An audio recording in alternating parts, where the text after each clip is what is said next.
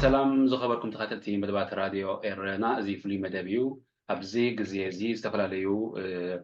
سبقاوي حاجزين سبقاوي كنتات إيرتراوانن أبركتو بمقبار سدتنياتات كل حتى بمهاب استفلالي نتفتات كجبرو تصلحوا استفلاليو تكالات ناي سبقاوي حاجزات سجبرو إيرتراوان وجلتات بحادث ترنيفان كسرحو أبسم معتبس حلو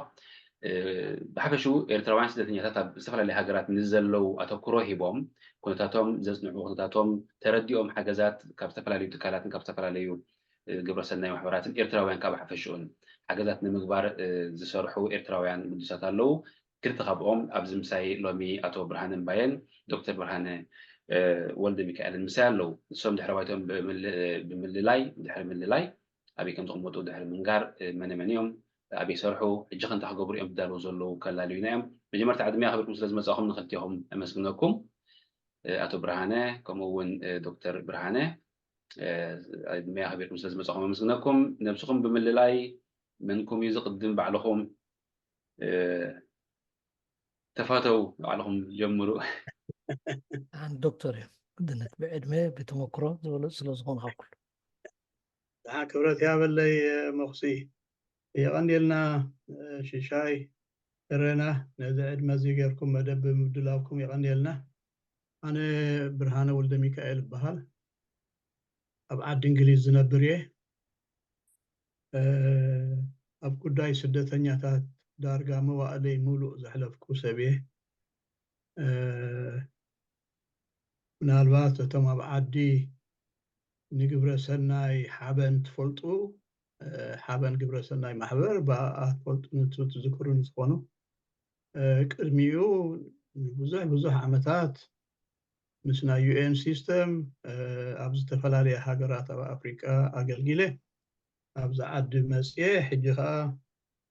ጉዳይ ሃገር ኮይኑ ኣብ ጉዳይ ስደተኛታት ይነጥፍ ኣለኹ ኣብ ሕቡራት ኣሜሪካ ኢኤችኦ ናይ ኤርትራውያን ግብረ ሰናይ ማሕበር ትበሃል ማሕበር ኣላ ንዓኣ ከማካየዲ ስራሕ ኮይነ የዘገልግል ዘለኹ ብዚ እዋን እዚ እዚ ዝጠቐስካዮ ጥርናፈ ከዓ ኣገዳሲ ኮይኑ ስለ ዝረኸብናዮ ኣብኡ ተሓባቢርና ስራሕ ንገብር ኣለና ንዕኡ ብዝበለፀ ክንገልፆ ኢና እዚ ከም መእተዊ ኣኽለኒ መስለኒ ሽሻይ حراي يمسكناكم دكتور حراي تبرهانة ما بهو أنا برهان بهال أب هاجر جيرمان غمت أب كتما كارسو تبهال بوتا أبز حالة عمتات بالله أبزناي ريديتون قصاص ترجع سشعة عمتها بالله يقارسكو أم أبصرها البات تسرح له ويتزعي المحبر دما إردا بارو إيرتران ريليف أند أسوسيشن دورفمنت بهال أو مسرح النتف كاف تفعلوا سبات كل محجي بزح بروجكتات سريحنا هنا مساحتهم كل محجي وفرنا بعهم تناون كل محجي قرقل ريمنا نيتنا جد ما تسوى قبرن بس الميدان سكازم سكانت أنا سكاز هابون ناقل قلن تزوي أين عق أين تترك نبلنا يعني لي شبو ዝተፈላልዩ ኣብ ግብረ ሰናይ ዝነጥፉ ንስኹም ከማኹም ዝብሉ ካልኦትን ተጠርኒፍኩም ስራሕ ንምስራሕ ኣብ መስርሕ ወይ ኣብ ግስጋሴ ከም ዘለኹም ሰሚዐ ኣለኹ ክንደይኹም ብዙሕኹም ኣበይ ዝነበርኩም ኢኹም መነመን ኢኹም ምዝርዛሩ ዘየሸግር ተኮይኑ ስለምንታይ ከኸምኡ ወሲንኩም እንታይ ስለ ዝተፈጥረ ሕጂ እንታይ ፍሉይ ነገር ስለ ዘሎ ብዶክተር ተጀምር دكتور أنا بعهم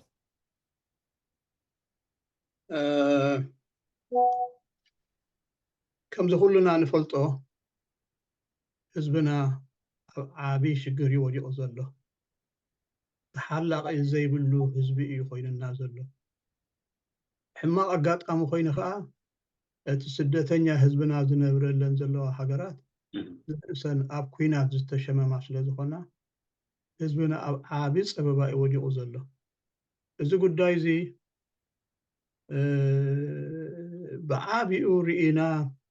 እቲ ሽግር ናይ ህዝብና ተኣውያት ምስ በዝሓና እሞ እንታይ ንግበር ሂወት ከመይ ጌርና ኢና ከነድሕን እቲ ዘሎ ዝርከቡ ዓቕምና ኣወሃሂድና ዶ እንተመከትና ይሓይሽ ብዝብል ርድኢት ኢና ሓባራዊ ጥርናፈ ኣገዳሲ እዩ ኢልና ጀሚርናዮ ዘለና بخلتا مداينا نريو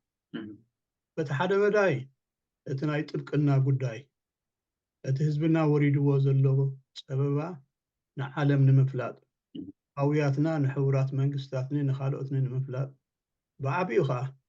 اتن سدتنياتات عقبن زلو هاجرات حلافنت اللوه حلافنتن كم زردأ نمقبار يوتي حدا عمام اتخلاي عمام أبايتا نزلو سببا بخمي كنمقصو نخيل كلنا سمعنا إنا أب السودان زقات أمي شكر تبروخ حزب السودان نحزبنا زعقوب زنبره نرؤسو أب سببا أتيو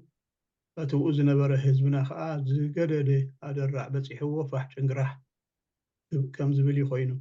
قاليو نإثيوبيا خيدو قاليو نقبص خيدو قاليو ندو السودان خيدو فح شنقرح أب عابي مكران سببان إياتيو أتأويات كبس حنا مسجمرة مونتاي نقبر أبزب الحساب أثينا وبتزل لنا قروب عقمي هوت ندحن بمالتنا جميلنا تدحري أبزر زرخنا أثينا مخسي وسخابل اللي وسخ نقر كله وتي تمحبرات عم بزحاتين لا عشرة حمشتين أب كل تجلي تمويلو تحدو جلي أبايتا زلوي أبتغور أبصرح زلو مالت نايرديت محبرات سوزخنا أو كذا أسعين تخالاي جلها كابتن محبرات أبصب عوت ممكن لازم الكت بتزخي زلو مكرهات أب نفسه كف معسكرات صور زلو يونايت نيشن هون نتن هاجر نامنت إثيوبيا زملكت معناته قدم أبتو إثيوبيا زلو هزبين هنجس إثيوبيا ملكت بزعبهم قبلهم لا يقبلون مزقبهم طول ذات المسألة كخبروا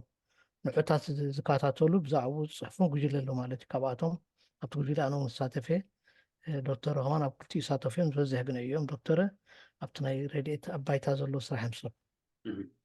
بخمزيت ما تأكيدنا مالتي معناته زحالة في الجزيات هي قاطع مهين كمتي تقصد صنعوا تواوشت إثيوبيا السودان نبرقينات كابتو تقمط أنا تهزون لعلينا تيسدهنيات أي نبورم مسارته أبتهاجر حد مسارته ومناوبره أساس مناوبره إني رقم معلتنا معدنا بيك لا بيتي بلاد نور معسكرات بس نبرقينات بزحت غير دحيرون ناب السودان تأتي نبرون دقنا ناب السودان سلهت تعتقيناتون ناب إثيوبيا خملس أردان أي مكران سكاتين مقينهم حلاف نزوه زلهم كم منقستي كم هاجر تأتو زحلول الحد يلنا أي نبورم بو مهنات تمتخاب أدلا يكون سلترائي معناته تأويا سلزبزعي تمكرا سلزبزعي كسمع أنت رخبنا لنا فتينا مالش بزرزرو قص لنا أنت وصي توهيب تأويات ممكن قلت لنا حجي حدش ديتي جميلكم زلكم متخاوي بحبر كن كام مسرح ولا سنسأل حيو حدش انتو خينو انتاي بدوتات يقول فوقكم مالو بحبر تصرحو ده بدوتات زي اللي خوين خاني بصراحة زي ما خطبلوني تدخلوا يقوم عند حدا بدوتات اللي خوين خاب خميت صبروا لكم قروب بخالق بمن تستار كالوت نا إلكترون تكالات أولا ديره ويكا كم من الصري أمسيك حتى كمين استفر عليه إلكترون استفر عليه ودبات بالبوليتيكا وملكة بحسب صرحو كفتونو خلو نوي حبزي يكون زي نبكال بأس نبكال زي مسمع كيدوم يومناتي صرحو زي حسبون زبونا دبون زعنا قفون حجي نسخهم كه انكفاتات هلوكم ديو كتصلو زي تقولوا له بدوتات هلوكم ديو كم يتفتحوا تقولوا نزقت سلك بحبر بمخانكم انتاي عوض كتمزقبو انتاي نجار كتعمو يخم تسفاز لكم دكتور برهانه عباي حتى يا شيشاي كبال حتى يا نحنا تسفا نقبر أبنتكم كون السوق أيو تمدبنا ننبينينا أين هم صريح صنيحنا زؤوان زيز طلبو زلو صقاميو الرخيب النازلو تسقم كأ خمسة خنولو صنعنا حجي عابس لزخونه تفضالي خامس راح حيد معنيو نعود أن الرخب تباهلنا أين تراخيب نازلنا سلذي نوح عدم زلو يكونن أتخوناتات ناي حزبنا أويات ناي حزبنا بوغنا خمسنا صنيحيو جي ومو مسبز حب زقربا اوان كا بزناي السودان كويناتني بت بإثيوبيا زلو شجرني تأويات كبزح متجمر واتو سبات نعود اطرنا في زواصانا إلنا متحبارنا جميرنا مالتيو ابز قربا يو 6 ورح ده خويني 7 ورح حجي مسلي 7 وربع 7 ورح بيلي خويني زل حجي أبز قربايو جن سأجم ده أخلص علون ديو أتصدقت نجار نجبر زلنا بمررداء نزخون نجار سأجم وين تقاطمه بمررداء إن إحنا فتح زلنا قدام النت حزبنا بمقبار قدام النت اندحر حزبن هاجرني أقدمك كال زمصك أمن قد زقوان فكا سأجم يقولون بمالت زكاة لنا نجبر لنا سلازي كسب حجي أتلفنتي قوتي زلو أتزرزر كنات وينا طب برهانة ملو لكم دي ወይ ዝተፈላለዩ መልሲ ኣለኩም ስጋዕ ሕጂ ዝተረኣየ ሽግር የለን ከምቲ ዝገለፅዎ ዝረአውን ኣይመስለኒ ንቅድሚት ምክንያቱ እቲ ሓበራዊ ነቲ መራኸቢ ወይ ድማ ናይ ልፍንታዊ ስራሕ ኣገባብ ብንፁር ተቐሚጡ ዘሎ እዩ ካልኣይ ምናልባት ኣብቲ ፖለቲካዊ ምስ ካልእ ኤርትራዊ ምትእኽኻብ ክተወረድሮ ፀኒሕካ ኣብኡ ምናልባት ሕቶ ናይ ስልጣን ሕቶ ናይ ኣነ ክረአ ኣለኒ ዝብል ኣብዚ ግን ረብሓ ዘለዎ ወላሓደ ካብ ውልቀ ሰብ ኣብዚ የብና ጥራሕ ድኻም ተሸኮይኑ ምክንያቱ ብነፃ ድሌትና ንሰርሕ ዝኽፈልና ሓንቲ ነገር የለን ግዜኻ ምኽፋል ኣብ ምስራሕ ክኸልኡካ ዝኽእል ወላሓደ ምክንያቱ ኩልና ግዜና ክንክፍል ብሓባር ስለንእከብ ዘለና ክነዋህዶስ ዘገድደና ባራውነት ብዙሕ ኣለና ስለዚ ስጋዕ ሕጂ ተረኣየ ነገር እንዳ ሕጂ ናይ መስለኒ ትረአ ብቐሊሉ ብጣዕሚ ፅቡቅ ስለተበግሰኹም ስለዚ ንዊሕ ዓመታት ዝሰርሐው ዘለኹምን ብሓቂ ክብሪ ምስጋና ንግባኣኩም እዩ ዕላልና ክንቅፅል ኢና እሞ ከዳ ሕጂ እንታይ ትገብሩ ኣለኹም እንታይ ብድሆታት ዘለኩም ኣብዚ ግዜ እዚ ኸ እንታይ ፃውዒትኩም ናብ ህዝቢ ተቕርቡ ዘለኹም ብሬን ንቐፅል መኽሲ እቲ ናይ ጥብቅና ጀምር ድሓን እሺ ከምቲ ኣንቶይ ዝገልፅኩልካ ኣብ ክልተ ጉጅለ ተመቂሉ ስራሕ ዝኸይድ ዘሎ እቲ ሓደ ናይ ኣባይታ ዘለዎ እዩ ዶክተር ብርሃን ባዕሎም ገፅልካዮም ኣነ ከዓ እቲ ኣብ ጥብቅና ዘሎ ሕበረካ እቲ ናይ ጥብቅና ኣብ ዝሓለፈ ዓመታት ንኣብነት ኣብ ሊብያ እንተሪኢኻዮ ዝከረኩም ትኾኑ ኤርትራውያን ኣብኡ ምስ ብዙሕ ፀገማት ነይሩ ዩናይትድ ኔሽን ሬኮግናይዝ ኣይገበርዎም ድሕሪ ክንደይ ኣውያት እቲ ናይ ጥብቅና ዘሎ ጉጅለታት ስለ ዝፀሓፈ ሽዑ ነይሩ እቲ ምትእኽኻብ ጥራሕ ከምዚ ሕጂ ኣኺኹ ዘሎ ዓኹ ነይሩ ጥፍዕ ኣይነበረን ሓበራዊ ፅሕፍ ተፃሒፉ ኣብ ዩኤን ይኹን ኣብቲ ከባቢ ዘሎ ኣብ ናይ ኢሮፕያን ኮሚኒቲ ከይተረፋ ኩለን ዝምልከተን ነቲ ህዝቢ ክቁልዕ ክብልዎ ምክንያቱ ብደል ስለ ዝነበረ ኣብቲ ካልኣይ ከዓ ኣብ ፀገምና ኣብ ናይ ሊብያ ነበረቱ ግዜቲ ኣብ ውሽጢ ሊብያ ዘሎ መንግስቲ ሓላፍነት ክወስድ ዝኽእል ኣይነበረን ድሕሪኡ ግን ተረጋጊኡ ሓላፍነት ክወስድ እቲ መንግስቲ ምስ ተቐበለ ስፋኣት ስለ ዝረኸቡ የንን ተቐቢሎም እቲ ጉዳይ እቲ ረድኤቱን እቲ ንመዓልቲ መዓልቲ ዝውሃብ ነበረ ሓበሬታት ጠጠው ኢሉ ማለት ናብኡ ናብ ካልእ ናብቲ ዝኸፍአ ቦታ ኮይኑ ኣብዚ ናይ ሎሚ ከዓ መንፀሩ ልክዕ ኣብ ውሽጢ ኢትዮጵያን ሱዳን ዝኮነ ውግእ ምስ ተጀመረ እቲ ህዝቢ ኣብ ውሽጢ መተማ ዝነበረ ንሱዳን ገፁ ዝኸይድ ዘሎ ከምኡውን ኣብ ውሽጢ ኢትዮጵያ ብጣዕሚ ኣደዳ ናይ መከራን ናይ ክሳይን ምስ ኮኑ ሓላፍነት ዝወስደሉን ወላ ሓደ ሃገር ኣይትኽእሉን ወላ ደቡብ ሱዳን ከም ሃገር እውን ነቲ ህዝቢ ዒቡ ብውሕስነት ክሕዞም ጥጠው ገይካምፕ ከዳለሎም እውን ኣይከኣለን እዚ ፀጥቱ መልሕሉ ዘይኮነ ብኡ ምክንያት ብዙሕ ነገራት ተፃሓሒፉ ኣወንታዊ ዝኾነ ኣብ ሱዳን ኣብቲ ናይ ደቡብ ሱዳን መንግስቲ ተረኺቡ ማለት እዩ እቲ ህዝቢ ኣብ መዕቆቢታት ኣሎ ግን እቲ ረድኤት ዝወሃቦ ዝዕግብ ኣይኮነን ፀጥቱ እውን ፀገም ይኩሉ ግዜ ኣብ ኢትዮጵያ ስጋዕ ሕጂ ዝተመለሰ ነገር እንተሎ ምናልባት ኣብቲ ናይ ሰሜን ኢትዮጵያ ወይ ኣብ ትግራይ ክልል ትግራይ ዝሐሸ እዩ ፀጥቱ ማለት እዩ ኣብ ውሽጢ ኣዲስ ኣበባ ግን ትሪእዎ ዘለዎም ግፍዕታት ዘሎ እዩ ነዚ ዝምልከት ከማን ስለዘይመዝገቦም ፀጥቱ ወላ ምስ ካልእ ናቶም ናይ ውሽጣዊ ፀጥታ ፀገም ኩሎም ውህልኒ መንግስቲ ኢትዮጵያ ወይ ፌደራል መንግስቲ ናይ ኢትዮጵያ ግን ንዕኡ እውን ከነፅሮ ዝኽእል ሓደ ሰብ መንነቱ እንድሕር ከም ዕቁባ ዘይተቐቢሎም ሞ ክትካትዓሎም እውን ዘይትኽእል ፀገም እዩ ምክንያቱ ብሕጊ ኮነ ተዓዲ ዘለዎ ስለዚ ነዚ ክፍፀም መታን ስጋዕ ሕጂ እውን ክልተ ሰዚኡ ተባሂሉ ኣሎ ኣብዚ ቀረባ ግዜ እውን ካብቲ ናይ ክክባት ካብ ዝብለካ ዘለኹ ናብ ኢትዮጵያ ገሾም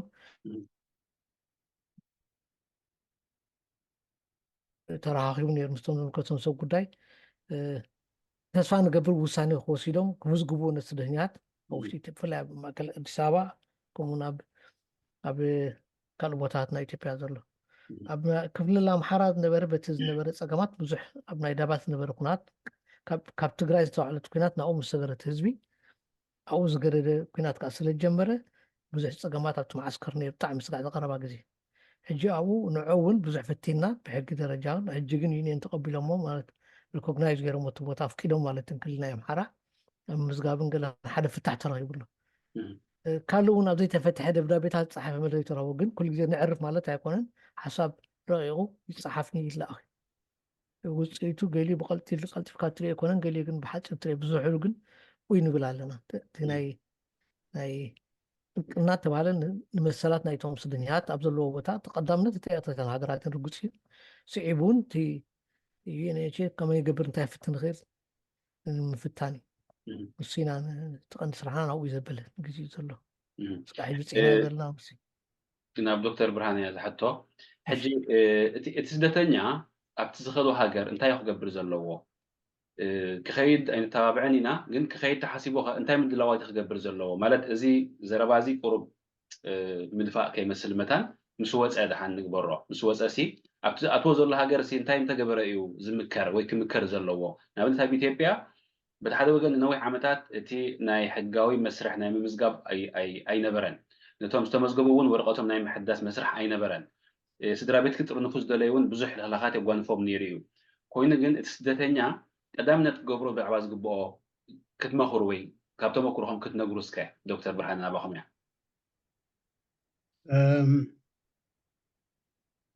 መቸም ስደተኛ ወታ ሓበሬታ ኩሉ ግዜ ይከታተል ይባሉ እቲ ቀንዲ ፀገም እንታይ እዩ እተን ሃገራት እቲ ዝግበአን ተግባር ስለዘይተግብራ እዩ ኢትዮጵያ ካብተን ሃገራት ንስደተኛታት ክትቅበል ዝፈረመት ሓንቲ እያ ከምኡ ኮይኑ ግን እዚ ሕጊ እዚ ኣብኡ ኣይክበርን እዩ ዳርጋ ብዙሕ ተቐባልነት የብሉን ስለዚ እቲ ስደተኛ ይጓየ ወረቐቱ ክረክብ መንቀሳቐሲ ክረክብ ንሓንሳ ይረክብ ንሓንሳ አይረክብን ኣብ ዓቢ ፀበባ እዩ ዝወድቕ ዘሎ ኣብ ግብፂ ካብ ሱዳን ሃዲሞም ኣብ ግብፂ ምስ ከዱ እቶም ሱዳናውያን ንእለቱ ናይ ስደተኛ መሰል ይወሃቦም እቲ ኤርትራ ግና ዘይወሃቦ ሕጂ እቲ ጥብቅና ንገብሮ ዘለና ነዚ ንወዲ ከምዝን እዩ ንምንታይ ስደተኛ ኣብ ዝኸዶ ስደተኛ እዩ ሓደ መሰል እዩ ዘለዎ ብማለት እዩ እቲ ናይ ስራሕ ጥብቅና ዝግበር እዚ ሓበሬታ እዚ ብዝተኻእለ መጠን ነቶም ስደተኛታት እውን ንህቦም ኢና ከም ዝግበሩ መሰልኩም ከምዚ እዩ ኢልካ ናይ ምርዳእ ወይ ሓደ ካብቲ ንገብሮ ዘለና ተራእዩ ስለዚ ፃዕርታት ይግበር እዩ እቲ ኣፀጋሚ ዝኸውን ሓደ ግዜ ስደተኛታት ኣብ ዘይርከብሉ ቦታ ይኸውን ሞ ሓበሬታ እውን ክበፅሖም ኣይኽእልን እዩ እዚ ሕጂ ንገብሮ ዘለና መደብ ምናልባት ቁሩብ ስደተኛታት እዮም ክበፅሖም ዝኽእል ሓደ በፂሕዎም ብኣታቶም ወገን ኣቢሉ ናብቲ ካልእ እንተኸደ እምበር ኣክሰስ ዘለዎም ክበፅሖም ዝኽእል ሒደት እዮም ሓቂ ሓይሽ ነዚ ሕፅረት እዚ ንምምላእ ከዓ ንሕና ፃዕሪ ንገብር ኢና ነቶም ንረኽቦም ሰራሕተኛታት ኣብ ክንዳኹም ከምዚ ይግበር ኣሎ ንመንግስቲ ኢትዮጵያ ከምዚ ዝኣመሰለ ኣውያት ተገይሩ ኣሎ ብታሕኩም ክበፅሕ ተስፋ ንገብር እንዳልና ተስፋ ንህቦም እምበር ባዕልና ንገብሮ ኣይኮነን ንሕና ፃውዒት ንምግባር ኣውያትና ንምቕራብ ጥራሕ እዩ ግን ነተን ዝምልከታት ኣካላት ነፍልጠን እሞ ነቲ ስደተኛ ከዓ ከም ዝበፅሖ ንገብር ብከምዚ ኢና ንሕዞ ብሓፈሽኡ ሽሻይ ፅቡቅ ኣብ ዝሓለፈ 2 ዓመት ካብ ሱዳን ዋላ ከይተረፈ ናብ ኢትዮጵያ ዝኣተው ካብ ውሽጢ ኢትዮጵያ እውን ተገፊፎም ናብ ኤርትራ ዝተመለሱ ኣብ ኤርትራ ከዓ ንኣዋርሒ ዝተኣሰሩ ኤርትራውያን ነይሮም እዮም ተመሊሶም ከዓ ንኢትዮጵያ ዝኸዱ እውን ኣለው ከምዚ ዓይነት ነገር ከጓነፍ ከሎ እንታይ ዓይነት ተበግሶ ትወስዱ ንስኹም እቲ መንግስቲ ኢትዮጵያ ዜጋታት ብስደት ዝኣተው ዜጋታት ናይ ኤርትራ ተገፊፎም ክኸዱ ከለውን ብዓሰብ ገይሮም ከዓ ንኤርትራ ዝኣተው ከም ዘለው ስለዝፍለጥን ንስኹም እንታይ ተበግሶ ትወስዱ ከምዚ ዓይነት ፍሉይ ኣጋጣሚታት እንታይ መልሲ ክትረኽቡ ቁሩብ ጅምር ከብላ መኽሲ ሓደ ኣባልና ንኢትዮጵያ ሰዲድና ምስ መንግስታዊ ትካላት ተራኺቡ ኩነታት ኢትዮጵያ ኩነታት ኤርትራውያን ኣብ ኢትዮጵያ ብሰፊሑ ተዘሪብሉ እዩ ባዕሉ እቲ ተጠባቂ መሰል ትካል ናይ መንግስቲ ንመንግስቱ ዝምልከት ፅሑፍ ኣቕሪቡ እዚ ዝተገብረ ጉጉይ ምዃኑ መሰል ኤርትራውያን ከም ዘይተሓለወ ዝመስል عينت حساب بصحف أغريبو ين منغستو تلازي اتي أبالنا زتقبري قسقواس أدمعني يروخ بهالي كال بعبيو بزح دين يزربلو أفلوت أوزيب الناس لزخوني أوتروم كاب تقراي بسرعات بسرعات تجعو يوم ني إرتراس توسدو قداي عبو قداي أدلو انتاي شفتاتو يطفيو أمنتاي وديقوم انتاي عجابس يحوم زبل قداي بعبيو خرق زقبو إيو زعبو وين يتقاقسيو أويات يقربيو قل شبط زخوني سقمت زتوسد خصاب حجي أيرأنا ندحنتهم زملكات سلازي خمزن ود خمزن قواسات سعرتات يقبريو نخبلي ليه ترديني حج حفشاوي نبات برهان يا زحتوي حفشاوي مس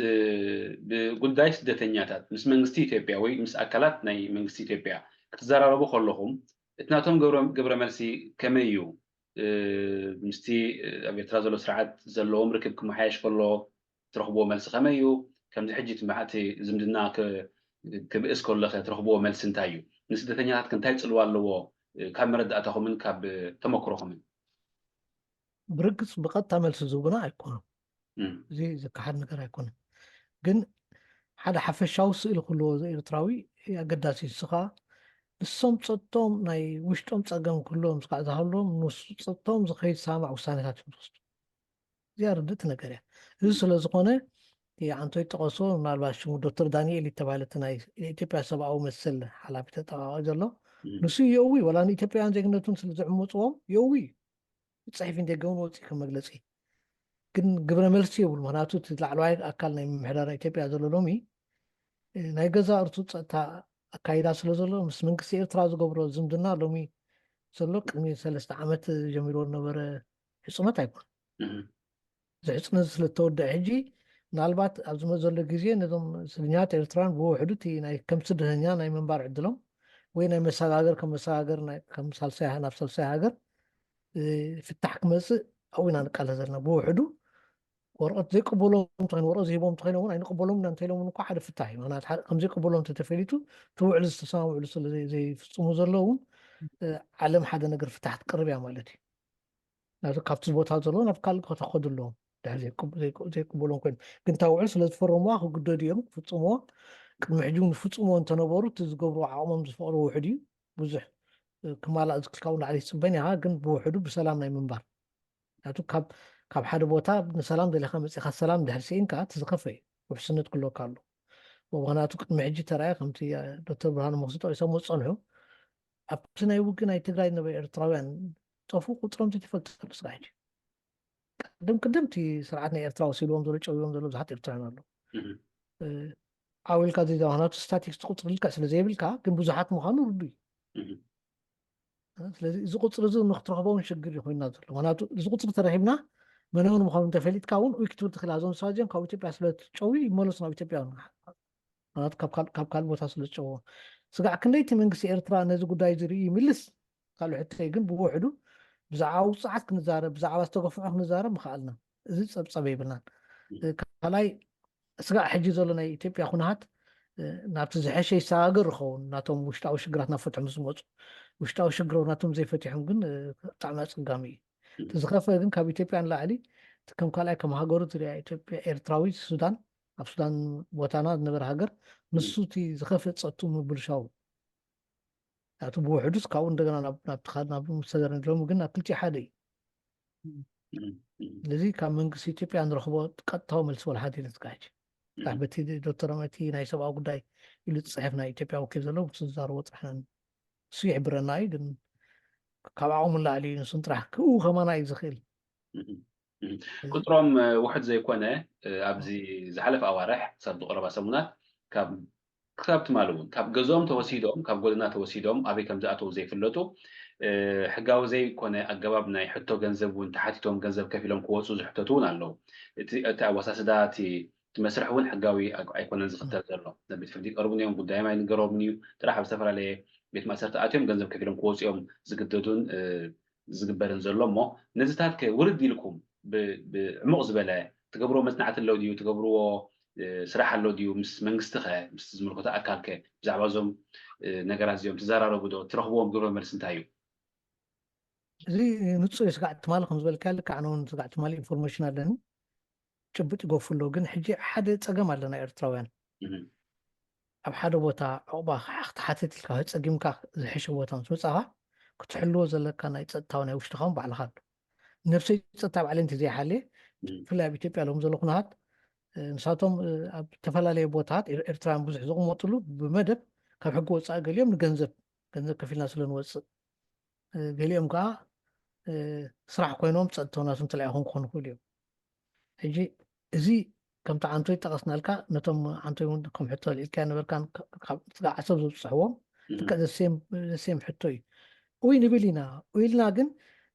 ናይ ኢትዮጵያ መንግስቲ ስርሑ ስለዘይፍፅም ዘሎ ክመልሲ ሂበካኒ ዩናይትድ ኔሽን ኣብኡ ካብ ዝኸፈትዎ ቤት ፅሕፈት ስለዘየለ ብዛዕባ ናይ ፀጥታ ምክንያቱ ስርሖም ስለዘይጀመሩ ኣብ ውሽጢ ኣዲስ ኣበባ ንዖም ወረቐት ክህቦም ኣይክእሉን ንዖም ካልኩሎምን ኣይክእሉን እዮም ሕጂ ሰብ ባዕሉ ናይ ገብዛእ ፀጥታ ዘይሓልዩ ትግፋስ ጋር ውሽጢ ኢትዮጵያ ሓደ ነገር ማለት ኣብ ዝተዛማደ ሰላም ዝኾነ ቦታ ውሽጢ ኣዲስ ኣበባ ስጋዕ ዘይመፀ ወይ ትኸባ ኣዲስ ኣበባ ወይ ናይ ኣምሓራ ኩነታት ከምቲ ናይ ትግራይ ዝነበረ ሽግራት ተዘይተፈቲሑ ብውዕል ብሰላም ከሳቂዮም ምዃኑ ነቶም ስንያት ሚእቲ ካብ ሚእቲ ኣፈይ መሊእ ዝዛረቦ ወይ ብናተይ ሚዛን ዘይከሓድ ነገር እዩ ስለዚ ነዚ ኣብ ግምት እትዩ እቲ ኤርትራዊ ካብ ጓይላን ካብ ኣባራት ምስዕሳዕን ተኣኪብካ ምርባሽን ክድሕን ኣሎ ንሳቶም ዝርዩ ዘሎ ተኣኪብካ ክትከይድ ከለካ ነፍስካ ባዕልካ ፀጥታካ እንተዘይሓልካ እሶም ክሕልውልና ኣይክእሉን እዮም ሓደ ልምዲ ናይ ዓመፁን ኣሎ እዩ ሕጂ ምክንያቱ ገንዘብ ከፍት ዘሎ ኤርትራዊ ጉቦ እንድሕር ትኸፍሎ ኮንካ $1,000 2,000 10,000 ብር 5,000 ብር ንሳቶም ግድነት እዮም ክሃድኑኻ ናቱ ዝካለ ክልልካ ኣቲኻ ኣበይ ከም ዘለካ ትፍለጥ ኢኻ ግን ከይዱ ከውፃካ ዝኽእል መፂ ክጣባልካ ዝኽእል ሰብ ወላ ሓደ የለን ኣይቅበሎን እዮም ትሕጊ ስለ ስርዓት ስለዘይሓዘ ስለዚ ስርዓት ሕገ መንግስቶም ስጋዕ ብተግባር ዘይሰርሐ ሓንቲ ክትገብር ኣይንኽእል ኢና ግን ምምልካትና ወይ ምባልና ኩሉ ይተርፍ እዩ ትኡይ ንብሎ ግን ቀልጢፍ መልሲ ስለዘይሂብ ይፀገም ናቱ ናይ ባዕሉ ፋክተር ካልእ ስለ ዘለዎ ፅቡቅ ዶክተር ገለ ዝጎደለ እንተሎ ኣገዳሲ ነጥቢ እያ መውሲ ጠቐስካያ ተረዲኒ ምስኣ ጥራሕ ሕቶ ኣልግባብ ቢለ ክገድፎ ክትምልኡ ለይ ዶክተር ብርሃነ ኣራይ እታ ሕቶ እንታይ ንኤርትራውያን ትምልከት እያ እቲ ከምዚ ኣቶ ብርሃነ ክገልፅዎ ዝፀንሑ ገንዘብ መጠኑ ዝተፈላለየ መጠን ገንዘብ ከፊሎም ክወፁ ይፍትኑ እሞ ንካልእ ከዓ ነቶም ካልኦት ዜጋታት ከዓ ንቃልዕ እዩ ዝድርኾም ዘሎ እሞ እዚ ከመፍትሒ ድዩ ማለት ክሳብ ክንድኡ ስብእንኦም ዘጥፍኡ ዘለዉ ብገንዘብ ከፊለ ክወፅእ ኢሎም ነፍሶም ከይሓለዉ ኣካይድኦም ከይመዘኑ ክኸዱ ዝኸድሉ ዘለዎ ምክንያታት እንታይ እዩ ወይ ካብ ትዕዘብትኩም ካብ ተመክርኩም ካብ ፍልጠትኩም ሓደ ካልኣይ ኣብ ኤርትራ ዝወርዶም መከራኸ ክንምንታይ ተራ ዘለዎ ነዚ ብኢትዮጵያ ምስ ከዱ ዝጎንፎም ዘሎ ሽግር እዛ ካልኣይቲ ሕቶኻ እያ እታ ቀንዲ ነጥቢ ኮይና ትስማዓኒ ንምንታይ ካብ ሃገርካ ሽግር ኣለኒ ኢልካ እንድሕር ኣብ ካልእ ሃገር ወፂኻ ነቲ ተዓቂብካሉ ዘለኹ ሃገር ሕድጊ ኢኻ ከተብር ዘለካ እዛ ብርሃነ ሓወይ ዝበላ ኣገዳሲት ነጥቢ እያ ኤርትራዊ ክጥንቀቕ ክኽእል ኣለዎ ስደተኛ እንድሕር ዕቑባ እንድሕር ሓቲትካ ፀገም ኣለኒ ኣብ ዓደይ ኣብ ዓድኹም መፅአ ዕቑባ ሃቡኒ ኢኻ ትብል ዘለካ ነቲ መስርሕ ናይ ዕቑባ ምትሓስ ከተኽብሮ ክትክእል ኣለካ እምበር ኣብ ዘየድሊ ሆይታን ወረግ ኣብ ሓደ እዋንሲ ነቲ መንግስቲ ዝድግፍ ዓይነት ዴሞንስትሬሽን ዓይነት ኣገባብ እዚ ፀገም ምስ ተፈጥረ ሕጂ ተሓባበርቲ ናይቲ መንግስቲ እምበኣር ኣለዉ ኢሉ እቲ መንግስቲ ኢትዮጵያ ኣብ ምህዳን እዩ ዝርከብ ዘሎ ስለዚ ፀገሙ ክፈልጥ ክኽእል ኣለዎ ህዝብና ክርድኦ ክኽእል ኣለዎ ስደተኝነት እንታይ ማለት እዩ ስደተኛ ምውሳድ ኣብ ሓደ ዓዲ ዕቑባ ምሕታት እንታይ ማለት እዩ እዚ ኩሉ ዝተረዲእዎ ብስርዓት ክኸይድ ክኽእል ኣለዎ እንተዘየሎ ገንዘብ ከፊልካ ምውፃእ ነቲ ዝበዝሐ ህዝቢ ኢኻ ትውፅዕ ዘለኻ ንምንታይ ትጅምሮ ኢኻ ዘለኻ ይተባብዕ ኢኻ ዘለኻ ብከምኡ ዓይነት መስርሕ ክትወፅእ እቲ ካልእ ከዓ ኣይክእሎን እዩ ሓደ ክልተ ምናልባት ሓዊ ሓብቲ ትነብሮ ትኸውን መሽክኖት ስዒሮም ለምፅዎ ገንዘብ ተጠቒሞም ከምኡ ገብሩ ኮኑ እዚ ግን መፍትሒ ይኮነን ፍጹም መፍትሒ ክኸውን ኣይኽእልኒ ካብዚ እቲ ህዝብና ክቁጠብ ክኽእል ኣለዎ ዝበፅሐ ይብፅሓዮ በቲ መስርሕ ናይ ስደተኛ ኣገባብ ክኸይድ ክኽእል ኣለዎ እንተዘየሎ ኣብዚ ገደደ ፀገም እዩ ዝእቶ ዘሎ ተደማሚሩ እዩ ድመፀና ዘሎ ፀገም ብከምኡ እምበር ኣቶ ብርሃነ ትምልዎ ድሕር ዘይሃልየኩም ብናብ ደገ ናብ ዓለም ለኻውያን ሓገዝትን ተጠባቕሰቦም መሰላትን ውድብ ሕብረት ሃገራትን ኣሜሪካን ወይ ከዓ ሕብረት ኤውሮፓን ዝጠመተ ትገብርዎ ጥርዓናት እንታይ ግብረ መልሲ ይረክብ ክሳብ ሕጂ ዘለኩም ተመክሮ ክትነግሩኒ ሓደ ደብዳቤ መለስ ኢና ኣብነት ናይ ጀኔቭ ናይ ስንኛት ወኪልና ዘሎ ብዛዕባ እዚ ጉዳይ ናይ ኢትዮጵያ ዝዓንቶ ይጠቐስካ ብማኪና ገይሮም 600 ዝኾኑ ሰባት ወይ 200 ዝኾኑ ዝወሰድሉ ግዜ ሽዑ ከም ወገኖም ከም ተኸታተልዎ መልሲ ሂቦም እዮም እቲ ጉዳይ ግጉይ ምዃኑ ከም ፀሓፍነት መንግስቲ ኢትዮጵያ ዝምልከቶ ካልእ ከምቲ ዝበልኩ ዓንቶይቲ መልሲ ግብረ መልሲ ከምቲ ንሕና ንደልዮ እቲ ሽግር ከቢድ ስለ ዝኾነ ንሪኦ ስለ ዘለና ገድል ስለ ዘሎ ከዓ ይዳረብ ስለ ዘሎ ከማ ዝኸፈየ ይዳረብ ስለ ዘሎ እዚ ቀደመ ሽግር ከይተፈትሐ ከሎ ሕጂ ኣብ ውሽጢ ኢትዮጵያ ዘሎ ኣብ ደባብ ከባቢኡ ዝነበሩ ዝሓለፈ ግዜ ጥሜት ዝበልዕዎ ዘይብሎም ከለዉ ፀጥታ እንደገና ተበላሽዩ ሕጂ ነዚ ሓደ ናይ ክትፈትሐ ከዓ እቲ ናይ ፀጥቶም ክትሕሉ ትኽእል ኢኻ ኣቕምካ ኣይኮነን እቲ ናይ ቀለብ ክትቅርበሎም እውን ኣይትኽእልን ኣብኡ መፂኻ ተብፅሒ ትኽእልና ባይታ ስለ ዘይትንቀሳቐስ ናብ ፀጥታውን ስለ ዘይፈቅድ ሕጂ እቲ ሽግራት እናተዛረበ ስለ ዝኸይድ መልሲ ካብቶም ዝምልከቶም ኣካላት ናይ ዓለም ብጣዕሚ ደንጉ እዩ ዝመፃና እንተመፀውን ከም ተዛረቡ ወይ ድማ ከም ዝከታተልዎ እንተዘይኮይኖም ካብኡ ላዕሊ ከምዚ ክግበር ከምዚ ኣክሽን ዝቀሪብና ኣለና ይብሉኻን እዮም ኣይበሉና እስካዕ ሕጂ ግን ከም ዝከታተልዎን ከም ዝሓበሮም ካብኡ ላዕሊ ንዓና ሕቡርና ኣይኮልን እዮም ኣክሽን እንታይ ክግበር ከም ዝኽእሉ ዲፕሎማቲክ ስለ ዝኾነ ብዲፕሎማቲክ ወይ መልሲ እዮም ዝህቡና ማለት እዩ ካሊእ الشجر كا بلك أوشت تي سدتني هذا اللي بوها تنهاجرات ترى تي وعلاتين أزولا تي نعلم وعلات ناس من هذا ملكت نعون هذي فترة إثيوبيا أنا من الجبل كالو كيلنا تخابينا السودان تواليش لزولا تهاجر درسوا نصوص قاعد زي خبره ساتهم بدي قبل إحنا وينا نسمع عنه نقول راح سق كين بال كاباي جبرنا لنا إحنا حلنا وقصاخي مسألنا طرحنا نفتن زلنا هذه تمرسي بتعمي طعم حساسي ما أقدر أقول لك لكن كيف تنقسم بالون نوري هو تسدتني أو أبوات يبلنا حالي تبلنا زعما زحت يبلنا إيلو كاستماسلن رأسو خدنا نونا يقبعني بلنا الكامل سقط بون هذا تسفع سلازقنا عاب نجاري كنت مالت حجينا نداود أخوي زخيت زلقه كنت أقدس نبتات من العلينا حدا اتبع ترازلو سرعات زيغاتاتو كاب ኢትዮጵያ ሒዝካ ኣብ ትግራይ ኣብ ሱዳን ኣብ ጎረባብቲ ሃገራትን ኣብ ዝተፈላለዩ ሃገራትን እንዳተጎሳቆሉ እንዳተዋረዱ መከራ እንዳወረዶም ዝኹሉ ሽግር እንዳወረዶም ዝኾነ ነገር ክብል ኣይስምዓኒ ዜጋታቱ ካብ ደገ ካብ ኤርትራ ወፂኦም ድዮም ኣይወፁን እውን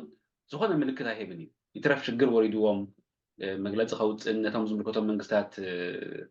تحف كقربن أبحر مويتمون ناي صناعتي هاكم من ناي معلت حزن واجن ترى أي فلتني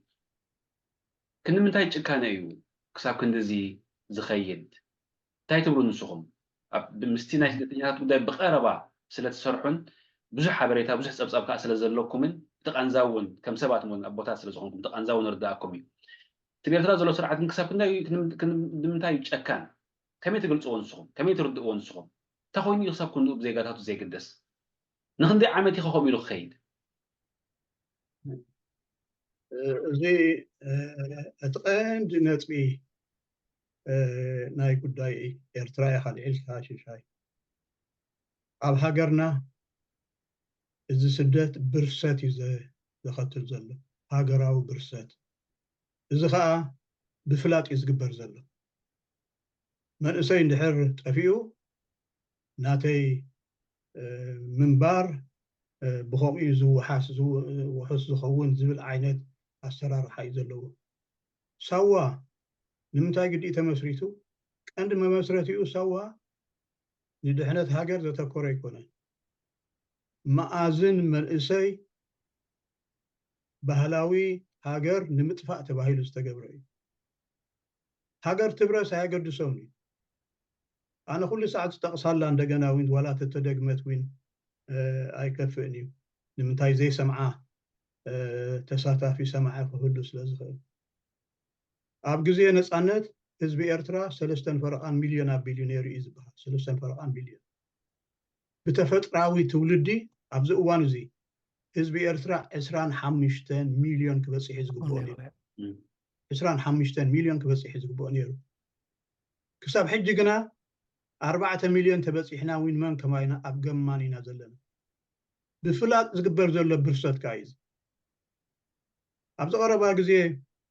ሓደ ጋዜጠኛ ወዲ ሩስያን ሓደ ኣሜሪካዊን ዘውፅዎ ቪድዮ ርኢናዮ ንኸውን ተዓዚብናዮ ንኸውን እዚ መሕለፊ ሲኢና ሸናዕ ንብለሉ ዝነበርና ፒያሳ ዋላ ሓደ ሰብ ዘይብሉ መርኣያ ብርሰት ገሊፆም እዮም እዚኦም ጋዜጠኛታት እዚ ብርሰት እዚ ከዓ ኮነ ኢልካ ዝግበር ዘሎ እዩ ብፍላጥ ዝግበር ዘሎ እዩ ህዝቢ ክጠፍእ ብኸምኡ ምክንያት ተሓታቲ ዘይብሉ ዕድሚኡ ንምንዋሕ እዩ ካልእ እኮ ትርጉም ኣይኮነን ብፍላጥ ዝግበር ዘሎ ብርሰት እዩ ስለዚ እዚ ብርሰት እዚ ኩሉና ክርድኣና ክኽእል ኣለዎ ንምንታይ እንታይ እዩ ትጠንቂ ንስደት ዘምርሕ ዘሎ ዝብል ሕቶ ከዓ ትንክፍ ከብል ኣብኣ ከለኹ ምዝ ናይ ሳዋ ክንብሎ ፀናሕና ሕጂ እቲ ዝዓበየ እዚ ስርዓት እዚ ዝገብሮ ዘሎ ብርሰት ኣብ ሃገርና ከዓ ባህላዊ ብርሰት እዩ ባህላዊ ብርሰት ሓደ መንእሰይ ዓብየ ሰሪሐ ወሊደ ክዝምድ ኢሉ ዝሓስበሉ ዘይኮነ ሃገር እዩ ዘለና ራእይ ክትገብረሉ ዘይትኽእል ሃገር ስለ ዝኾነ ብጀካ ሃገር ገዲፍካ ካልእ ዘዋፅእ የብለይኒ እዚኡ ነዚ ናትካ ናይ ገዛ ርእስካ ተመክሮ ክትነግረና ትኽእል ትኸውን ሽሻይ ግን እቲ ራእይ ምስኣን እዩ ንህዝቢ ዘብርሶ ዘሎ ዝወፅእ ዘሎ ሓፂሉ ዘጥፍኦ ዘሎ ስለዚ ይረዳእና ብኸምኡ ዓይነት ፀገም ወፂእካ ኣብ ወፃኢ መፂኻ ምስ ገለ ስርዓት ተደናጋፂ ዶ ገለ ዶ ክትከውን ኣብ ክንዲ ነቲ ዘሎ ኩነታት ንምዕራይ ንምልጋስን ኣብ ከምኡ ፀበባታት ምእታው ከዓ እቲ ዝኸፍአ ናይ ክሕደት ኮይኑ ይትስምዓኒ ንዓይ ስለዚ ልቦና ይግበር ህዝብና ትበርስ ኢኻ ዘለኻ ሃገር ባዶ እያ ትተርፍ ዘላ ነዚ ኣቓልቦ ክንገብረሉ ክንክእል ኣለና ኩልና ከነስተንትነሉ ክንክእል ኣለና ኣቶ ብርሃን ትምልዎ እንተለኩም ኣብዚ ነጥቢ ተቐንዲ ሕምረት ናይቲ ስደት ሽግር ኣብ ውሽጢ ኤርትራ እዩ ስርዓት ናይ ኤርትራ እዩ ስርዓት ኤርትራ እቲ ሒዝዎ ዘሎ ኣገባብ ናብ ህዝባዊ ዴሞክራሲያዊ ነገር ከየሰጋገረ ስደት ክቅፅል ምዃኑ ውብ ጌርካ ትቅበሎ ኣለካ ምክንያቱ እቲ ኤርትራዊ ስደት ዘሎ ጠሚይ ጥራሕ ይኮነ ምክንያቱ ወላ ቅድሚ ሕጂ ናብ ውሽጢ ዓዲ ስደት ክህሉ ይኽእል ይኮነ ምክንያቱ ስደት ብዙሕ ይትርጉም ስደት ኣብ ውሽጢ ሃገርና ኣብ ገለ ክፋል ናይ ሃገርና ማይ እንተዘይሃሪሙ ድርቀት ተመፅዩ ናብቲ ድርቂ ዘይብሉ ቦታ መፅኡ ከሰጋግሮ ግዜ ይኽእል እዩ እዚ ግን ካብ ሃገሩ ወፂኡ ስደት ዘግብሮ ዘሎ ኣብ ውሽጢ ሃገሩ ክነብር ስለዘይከኣለ ጥራሕ እዩ ስለዚ እንታይ ከንብሮ ዘይከኣለ ኣብ ሃገሩ ነፍሱ ክሓቱ ኣሎ ዝመልሰይ ንሕና ወለዶ ምናልባት ብቃልሲ ገይሩ ዝወፅእ መብዛሕትኡ ንሕና ዕድመ ማለት እየ ስለዚ ንሕና ዕድመ ምናልባት ዝሐሸ ምስቲ ናይ ሎሚ ዘሎ መንእሰይ ከወዳድሮ ከለኹ ዘልፎ ዘሎ ዝሐሸ እዩ ምክንያቱ ብውሕዱ ናይ ትምህርቲ ዕድል ምስቲ ሬላቲቭሊ ምስ ዝነበረ ኩነታት ክመሃረሉ ዝኽእል ደረጃ ናይ ሎሚ ዕድመ ግን እዞም ሎሚ ዝመፁ ዘሎ 17 16 15 23 ኣብ መንጎ ዕድሜኦም ኣብ መንገዲ ዘሕልፍዎ እዮም ኣብ ስደት ኣብ መንገዲ እስካብ ናብ ኤሮጳ ዝመፁ ናብ ከባቢ ዘለውና ክጠቅስ ተደልየ ናይ ትምህርቲ ዕድሉ እናይረኸቡ ስለዚ ኣብ ስደት መፅኦም ምስ መን እዮም ክወዳደሩ ወረዱቶም ናይ ስደት ሎሚ እቶም ካብ ካልእ ሃገራት ምብራቅ ዘለዉ ማለት ርሑቕ ምብራቅ ካብ ሲርያ እስያ ካብኡ ከባቢ ዘሎ ኢራቅ ካብተን ከተማታት ስለ ዝኾነ ዝሓሸ ናይ ትምህርቲ ዕድል ረኺቦም ዝሓለፈ ዓመታት ክሰብሩ ትመፅኦም ኣብ ናህና ዝነበርናሉ ስደት ግን ንሕና መዋዛርትና ስደተኛ ብዙሕ ኣይነበረን ንዓና ዝመስል ታሕታዊ ናብራት ነበሩ ስለዚ እቶም ኣብቲ ናህና ዝመፀውን ምናልባት ዝበዝሕ ትምህርቲ ገይሩ ወይ ናይ ሞያ ስራሕ ገይሩ ዝሰርሐን ዝተምሃረን ክኾን ይኽእል እዩ ገለ ክፋል ናይቲ ሕብረተሰብ ናይ ሎሚ ግን ወላ ተዋሂቦም ዕዙብ ክጥቀሙ ምክንያቱ ትሕተ ባይታ ስለዘይብሎ ስለዚ እታ ሕምረት ሽግር ኣብ ውሽጢ ኤርትራ ደስ ስርዓት እዚ ከይቀየርካ ወይ ስርዓት ሓደ ለውጢ ከይምፃኻ ስደት ከቋርጥ ማለት ዘበት እዩ زخفة جن تسديد كا دكتور برهان وتوصل صنع تسديد كا خف سرعة عزم مهنات مقامات وعد خازي كونه زي من بريخة نارا قص كهلا أبزم مسيخة نوع مسيل كه تقول قلون فتان تزخفة كاتو كأبزم مسيخة تقول قلون أو شو عد خاكم بال زي شيء بوشري بوعدو تناولوا مسيجار كمان أو شو عادي تي عن توصل صنع تنايب نعبر السب مزن بعد راح زر زخانة تزرون أو مترفين سدت اعتقاد زر بتفاي لذيتي حمرتنا يشجر تسرع سلزغن تسرعت كي إيركاز مس سلام يلن سدتون تطوع كبرين تقام سدتتا ترديني حجي اتي جرينبيت قرب اب كبابي إيرترا زلو هاجرات بسدت مسكود إيرتراويان كل حزب لهم يلن زخنا مكران توردهم زخنا شجر انتخونوا تمنجستي قد سوني تزاريبون صحيفون أمريكتون يفلد كساب ليبيا مالتي اللي أنون أوروبا مسكودو أمريكا مسكودو جن دياسبورا تباهيلهم زفر على فيستيفال تخايدو نتسرعت كنت متونا بهاجرهم كموتسو خمسة لهم من يزقسقسوا حجي تسب كنت يخصوا على لزلوا أب سودان بيتيبيا بكلا هاجراتنا أفريقيا خلوا سدتنيا تسرعت هبيل لخايدو كل حزي بولو كل حد زي قبل بزعبقو أوروبا أمريكا مسأتو جن زفر على باند الموسيقى الناس اللي زفر على قصص ندا قبل نبقوا متو خمسة لهم يزقبروا ناتو من سيات ترانتاك خونا لوبزي ناتهم زغل مكرا ناي سدت رخيبهم مسأتو زصوع مو زهمو له أزلو تايت مخروب نسخم كما بوتات حنتي أتا ملسماناتو قدم حادثة كسدت كل حجوز خوت كل تخين وجه نفسه حتى له حجي نابز حجز له درجة سدت عندي ولا بأوروبا منبر نابز زحش أنا سدت نابرا بوتا سدت كوينز جن تزحش تصطون نبرو تصطون صريح نبرو زغوي كمارو زغوي سوى صحيح نفسه حتى له نزاوت هذه أخبار صحيح تاي مكرا رهيب سلام تاي لذي تو زول سرعة سنة زي إمبرني اللي زي ما خنوا زول زي بركز ساعات خوينا تعمل سي أبزي أمس إنه خجلجل وهو بنقدر تقبرنا نقول الحنتي له لذي قدم نفسه سب نفس حياته تعلو ترى ما أنا حياته كوينة بوليتيكا أو حتى لو كوينة حتى خلوا وين نتخيل بوتاخد فل أنتم عقبنا يبحث زد اليوم هذا سرعة الزقة مش رئيسها زباء أشخي ترفي رئيساسي صندوق مسكن السب مسموت عن شيتي وحفوا قبر ترقم يا أبو نزي نتوم بدحوي زلنا طرح ስለዚህ አንቶ ይጥቀስካ ናይ ላምፑዱሳ 19 ነበር ንዑካ ከም ሕብረተሰብ ናተይ ክብሎ ወፅ ኣፍሪቃን ከዘይከኣለ ዘሎ ስደተኛውን ክዝክር ኣለዎ ነብስቶም ከምኡ ዝኣመሰሉ መንገዲ ተረፉ ስለምንታይ ተሪፎም ስርዓት ስለ ዘይተቀበሎም ወላ ሬሶም ናይ ዓዲ ወላ ወለዶም ናይ ፈልጡን እዮም ምህላውን ዘይምህላውን ምክንያቱ ቅብፀት ይኸማ ናይ ሓደ ሰብ ሞይቱ ኢልካ ትነግሮ ሽምዓውን ኣይተወልዕ ኣሎ መንገዲ የረቲ ብኾነ ኩሉ ናይ ሓዘን ዘድልዮ መግለፂ የለን ስለዚ እቲ ብደገ ዘሎ መንእሰይ ዝመፅእ ዘሎ ብጣዕሚ ዘሕዝን ኢሎም ብፍላይ ዝሓለፈ ዓመታት ብጣዕሚ ኣታውን እዮም ግና ብጓይላሃት ናኸዱ እዚ ጓይላ ዝጠጠቅ ክብሉ ኣለዎም ተዘይብሎም እውን ንነፍሶም እዮም ዝብድሉ ዘለዉ ናቱ እታ ዝሓሰብዋ ክመፁ ከለዉ ክሳገር እያ ኢሎም ዝሓብ ዘለዉ ነቲ ብድሕሪኦም ዝብሎ ዘሎ ሓዎም ወዲ ሓፍቶም ወላ ናቶም ዝርኢ ወላ ብቀሊል ፀበ ወዲ ሃገር ናብቲ ዝኸፍእ ናብራ እንደገና ከም ትነብር ክዝክርዎ ኣለዎም ክስዕቦም ምዃኑ ናብ ስደት ሕጂ ናይ መንገዲ ስደት ጥዑም ዘይምዃኑ ካ ኩሉ ዝፈልጦ እዩ ብፍላይ ናይ ሎም መንእሰይ ዝኸፍእ እዩ ስለዚ ሓንቲ ክመክረት ዘላ ኣነ ነፍስኻ ሓኺኽካ ነፍስኻ ወዲድካ ተተኻኢሉ ኣብቲ ፀረዚ ስርዓት ዝኸይድ ሰላም ዝመፃሉ ዝኸይድ ኤርትራ ፍትሒ ዝመፃሉ ረህዋ ዝመፃሉ መንግስቲ ኣብ ውሽጢ ኤርትራ ምቅላስ ተዘይካልካ ኢድካን እግርኻን ኣጥፊካ ገዛኻ እውን ፅቡቅ እዩ دكتور برهانة تملوا لكم ده؟ زهزن يوم كم خمسة حاوي برهانة زبرو إرتراوس نمنتاي إيو خاب هاجر وسيو نتاي كنا تاتي زوس أزلو أتي حسبه زبلنا يو نمن إسي أوريدو لزل حسبه كويت سجم كند سجم تردو ناي حزبنا أزي بودي لي زلو ቀደሙን ቃልሲ ነይሩ እንዲሁ በኤርትራ ግን እቲ ቃልሲ ብኸመይ ዝካይድ ነይሩ ብኣፍልጦ ሕጂ ሓድነት ዝብሉ ነይሮም ነፃነት ዝብሉ ነይሮም እቶም ሓድነት ዝብሉ ኣሚኖምሉ ዋ ከምኡ ተኾነ እዩ ዘዋፃና ብማለት እምበር ብኽፍኣት ብክሳይ ኣይኮነን ግን ከምኡ እምነት ሃሊዎም እውን ምስቶም ነፃነት ዝኣምኑ ሓወይ ሓብተይ እንዳተባሃሉ ኣብ ሓደ እንዳስዋ እንዳዋዓሊኦም ዘካይድዎ ነይሮም እቲ ልቦና ነይሩ ሽዑ ልቦና ነይሩ ይተኣማመኑ ካብ አንድነት ዝብሉ ዝነበሩ ብጠቕላላ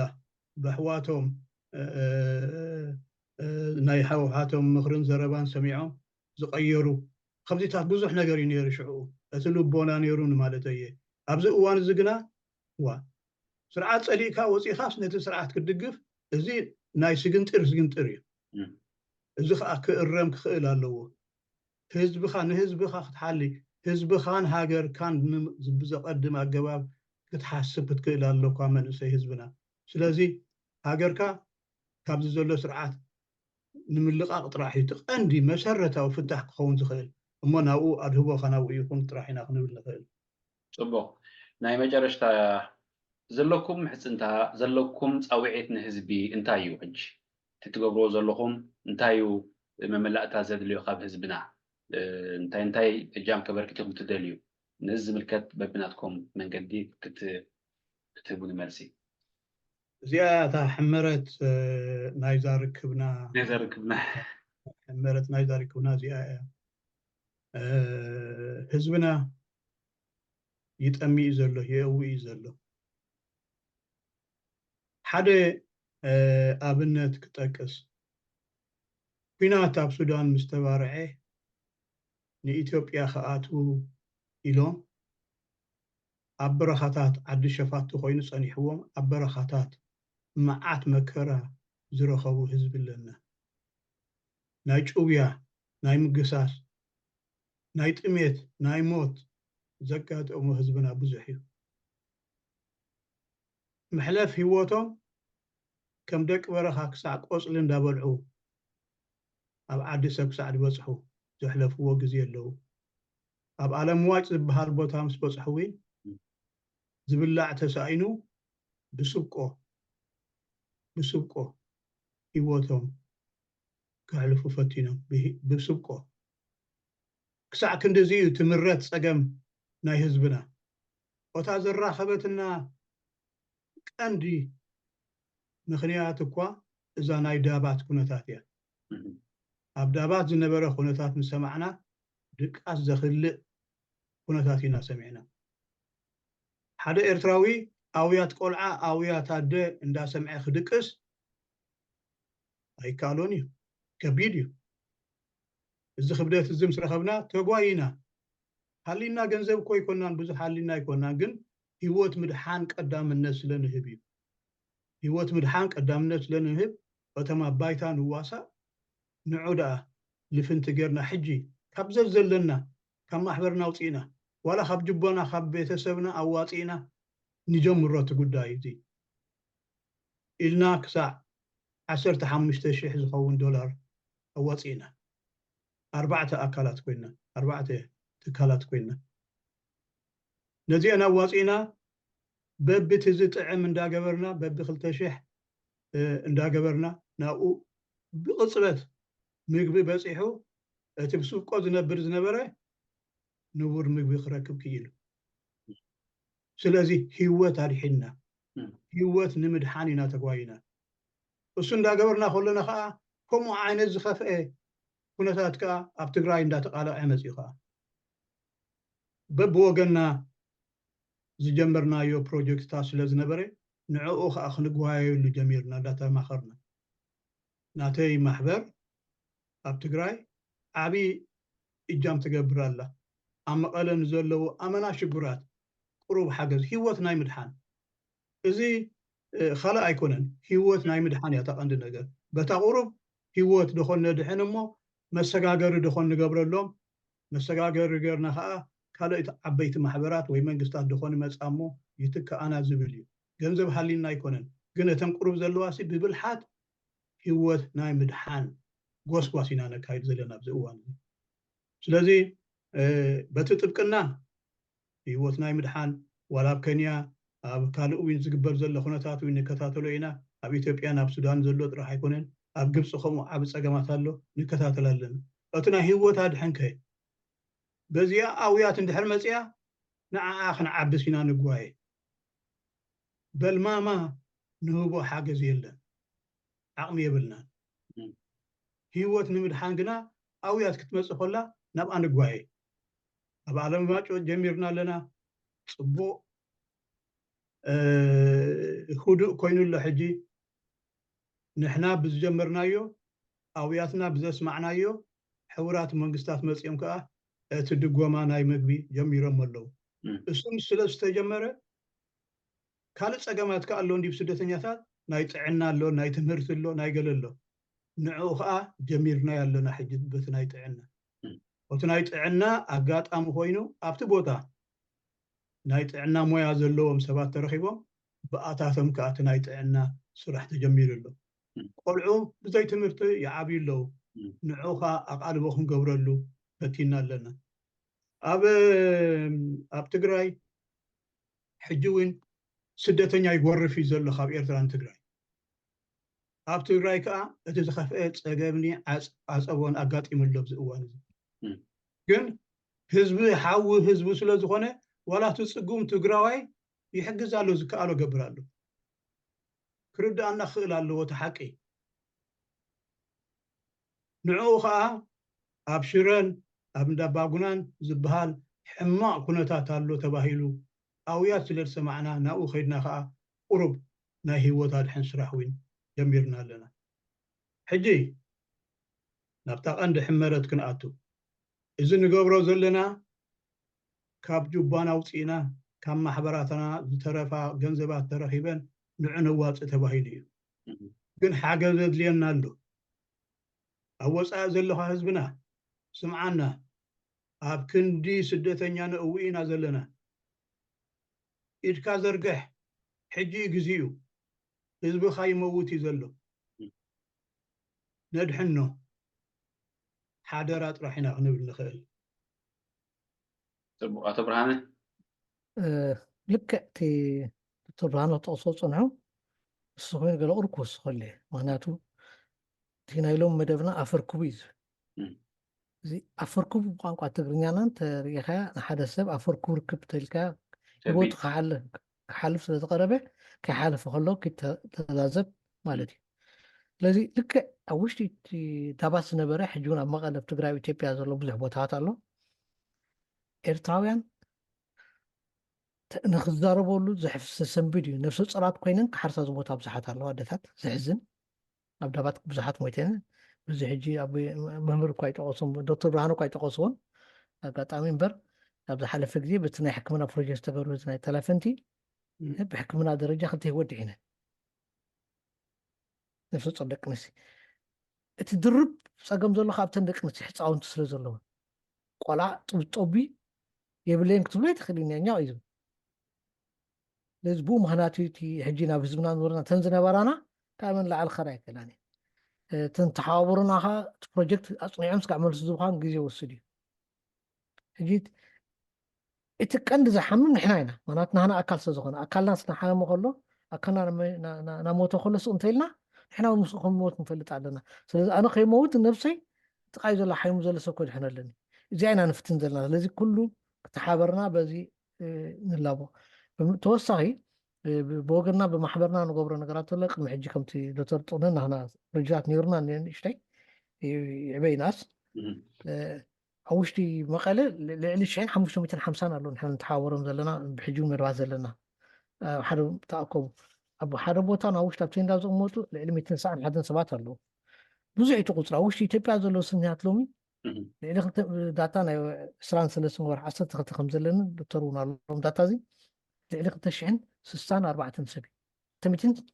ቅረታ 264 ሽሕ ኣብ ኢትዮጵያ ኣለዉ ስደኛት እዚ ቁፅሪ ይውስኽ እምበር ጎድል የለን ዘሕዝን ሓደ ኣብ ውሽጢ እቲ ዳባት ተባህለ ቦታ ዝሓለፈ ግዜያት ዳታ ክበካ ሕጂ ልዕሊ 21 ሽሕ እዮም ነይሮም ተመዝገቡ ኣብቲ ማዓስከር 15 ሽሕ ነይሮም ተኻልእ ፋሒሉ ማለት እዩ ወላ ሞይቶም ክኾኑ ወይ ተመሊሶም ክኾኑ እቲ ዝኸፍአ ኣብ መተማ ዝነበረ መነባብሮ እስካብ 4,000 ኣለዉ ካብኣቶም ዝሓለፈ ወርሒ 360 ካናዳ ኣትዮም ኩሉ ዝፈልጦ ምናልባት ኒውስ ኢኹም ትኾንኩም ስለዚ ኣብ ትግራይ ሌላ ኣብ ውሽጢ ተን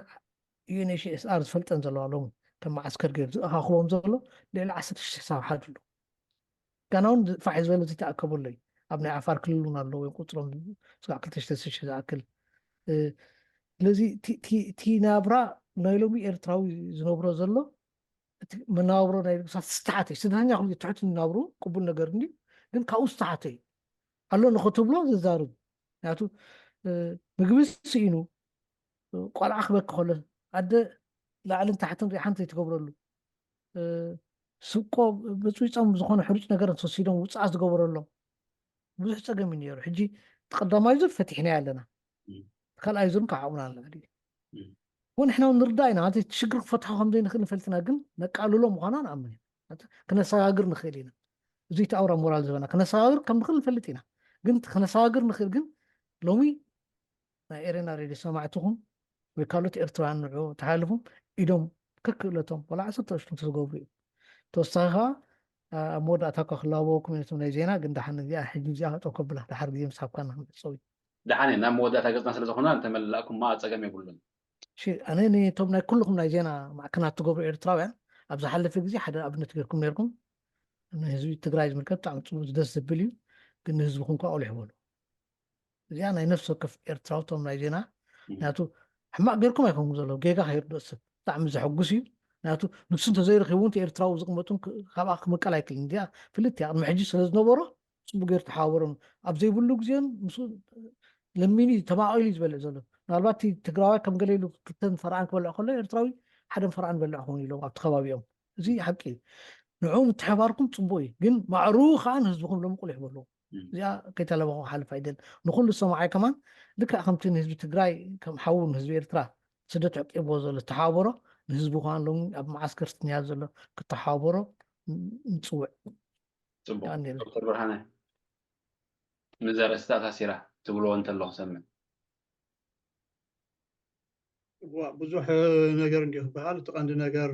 ግን ተባሂሉ ይመስለኒ ኣውያትና ጥራሕ ኢና ደጋጊምና ከነስምዕ ንደሊ ብኩሉ መልክዑ ህዝብኻ ክሽገር ከሎ ደቂስካ ይትሕደር ህዝብና ዓቕሚ ዘለኳ ድራር ስደተኛ ኢልና ንልምነካ ኣለና እጃምካ ግበር እዛ መፀዋዕታ ናይ ጎፋንድሚ ውፅኢናያ ዘለና ሽሻይ ኣብታ ክስታይካ የእትዋ ምእንቲ ወፅእ ከሎ ህዝቢ ኩሉ ክሪኦ ዓብይ መፀዋዕታ ንገብር ኣለና እሞ ኣይተፍሽለና ኣውያትና ስማዕ ንህዝብካ ብፅሓሉ ሕዲ ግዜ ኢልና ጥራሕ ኢና መልእኽትና ክንድምድም ንኽእል أنا ون نتي نوع عملها تجبروا زلكم بركتون تجبروا زلكم تعرن ندامس بنكو كبري خمس جباكم كجلس داس بلاني تزبون نزي مدى سميعوا جام خبركت بس شخم تهيلكم زلكم ويكفيكم زلكم قفان دمي جام خبركت أنهم كما هم اللابو توسخي تقولوا لبوان نحزي الله نحزي هاليو أنا زنبرني مدى ودي الله يعني لنا شيء ودي زحنا مسكن يغني لنا راديو أرينا نزم مدب زبدالهم أبقال أي مدب كأ كن الرحبنا أو ياتنا قصالي تطوين بالني نابزي انقصلو إنا زكاء لنا هيوتنا نزق الدايز خنصعرو لينا سمع كل خاء الجام كاغبر حدرة يغني لنا شيشاي صبو أنا ونازي مسونكم سلام مشيت نخليكم مرحبا سلام مشيت يغني لنا